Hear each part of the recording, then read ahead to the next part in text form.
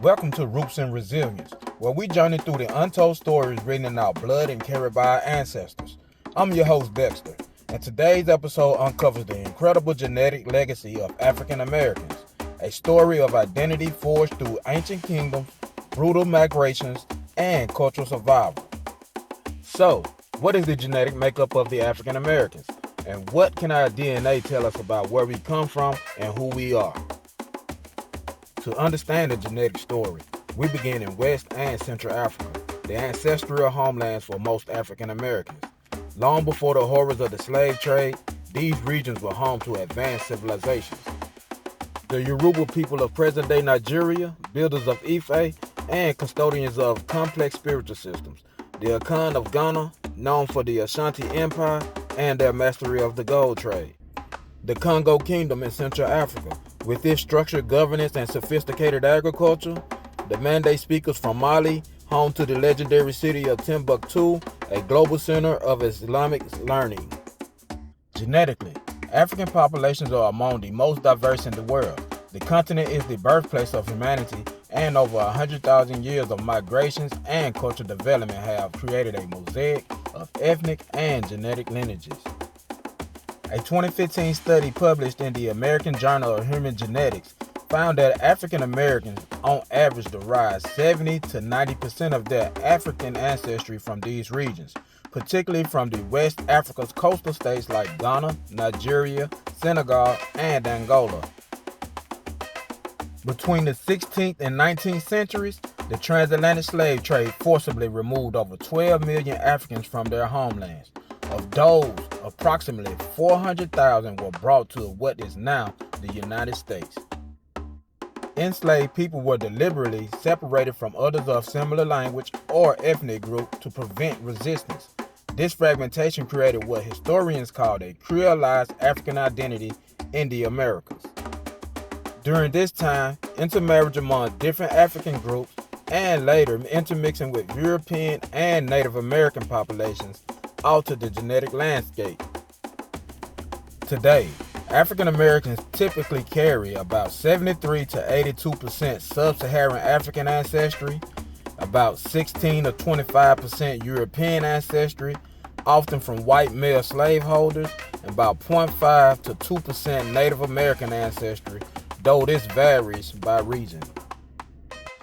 These genetic proportions weren't born of love. They reflect the violence, control, and exploitation of the plantation system. In many cases, Y-DNA tests show European paternal lines, while mtDNA, the maternal lineages, remain African, reflecting the traumatic gender dynamics of slavery. Not all African American genetics profiles are the same. Geographic region plays a role. For example, African Americans in the Deep South, especially Louisiana and South Carolina, often have higher percentages of African ancestry, likely due to earlier importation of enslaved Africans directly from West Africa. Companies like African Ancestry and 23andMe now provide tools that allow people to trace DNA to specific African ethnic groups, though accuracy can vary due to gaps in reference populations and centuries of admixture. Still, it offers a bridge to lost histories. Another layer of African American genetics is Native American ancestry, especially in areas like the Carolinas, Florida, and Louisiana. Historically, enslaved Africans often fled and integrated into Native American communities. Tribes like the Seminole, Creek, and Tuscarora offered refuge, protection, and at times intermarriage.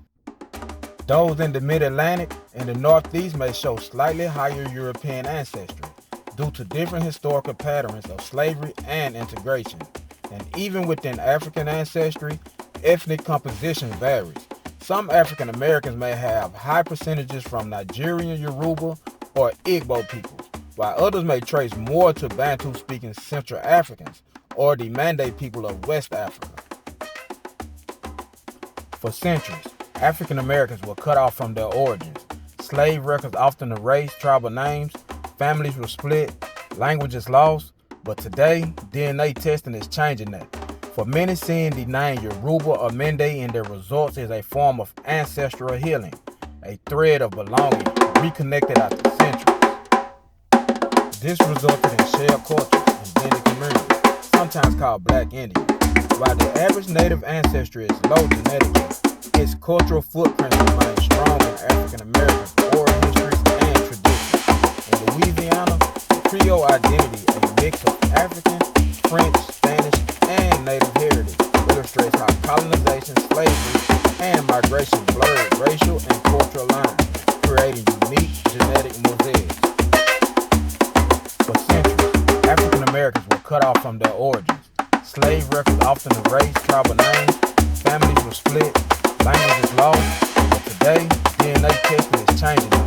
For many, seeing the name Yoruba or Mende in their results is a form of ancestral healing, a thread of belonging reconnected after centuries. Genetic testing, however, isn't a complete answer. It must be used alongside oral history, genealogy, and cultural context to build a fuller identity. Yet the symbolic power is real. DNA has helped African Americans reclaim lost surnames, locate ancestral regions, travel to West African countries with spiritual sense of return, understand health predispositions based on ancestry. It's not just about genetics. It's about dignity, memory, and legacy. The genetic story of African American is not a tragedy. It's a triumph. It's a tale of ancient roots, buried, broken, but never destroyed. It's the story of kings and queens, of rice farmers and scholars, stolen but never forgotten. It's the story of survival written into the double helix of a people who rose, resisted, and reclaimed. So if you're listening today and wondering who you are, know this: you are a living archive. You are the echo of ancestors, and your blood carries through the legacy of greatness. This is Roots and Resilience. Until next time, stay proud, stay curious, and stay rooted. Thanks.